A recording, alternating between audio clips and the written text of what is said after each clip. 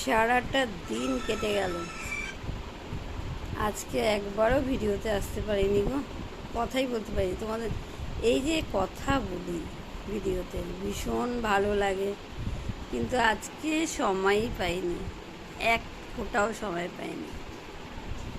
এই দোকান থেকে এলাম 10টায়, এসে চা খেলাম, গোপালকে শয়ন করালাম, চা খেলাম। এই সারাদিনে একটু সময় পাইনি, ক্লান্ত আমি। সবাই কেমন আছো বলো, আজকের দিনটা কার কেমন কাটলো? সারাদিনের মধ্যে আমার সকাল থেকে মনটা একদম ভালো ছিল না।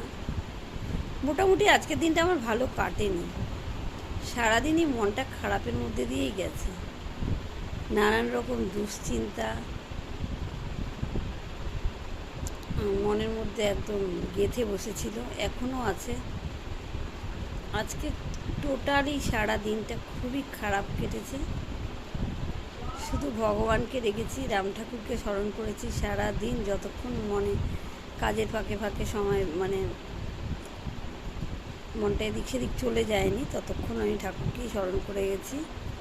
এইভাবেই গেল। আজকে